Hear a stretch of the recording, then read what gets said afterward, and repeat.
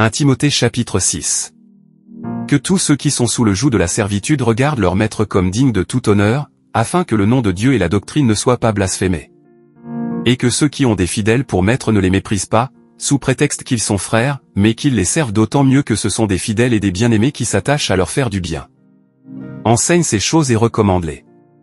Si quelqu'un enseigne de fausses doctrines, et ne s'attache pas aux saines paroles de notre Seigneur Jésus-Christ et à la doctrine qui est selon la piété, il est enflé d'orgueil, il ne sait rien, et il a la maladie des questions oiseuses et des disputes de mots, d'où naissent l'envie, les querelles, les calomnies, les mauvais soupçons, les vaines discussions d'hommes corrompus d'entendement, privés de la vérité, et croyant que la piété est une source de gain. C'est, en effet, une grande source de gain que la piété avec le contentement, car nous n'avons rien apporté dans le monde. Et il est évident que nous n'en pouvons rien emporter, si donc nous avons la nourriture et le vêtement, cela nous suffira.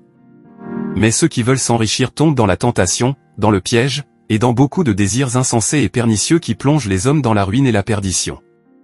Car l'amour de l'argent est une racine de tous les maux, et quelques-uns, en étant possédés, se sont égarés loin de la foi, et se sont jetés eux-mêmes dans bien des tourments. Pour toi, homme de Dieu, fuis ces choses, et recherche la justice, la piété, la foi, la charité, la patience, la douceur. Combat le bon combat de la foi, saisis la vie éternelle, à laquelle tu as été appelé, et pour laquelle tu as fait une belle confession en présence d'un grand nombre de témoins. Je te recommande, devant Dieu qui donne la vie à toutes choses, et devant Jésus-Christ, qui fit une belle confession devant Ponce Pilate, de garder le commandement, et de vivre sans tâche, sans reproche, jusqu'à l'apparition de notre Seigneur Jésus-Christ, que manifestera en son temps le bienheureux et seul souverain, le roi des rois, et le Seigneur des seigneurs, qui seul possède l'immortalité, qui habite une lumière inaccessible, que nul homme n'a vu ni ne peut voir, à qui appartiennent l'honneur et la puissance éternelle.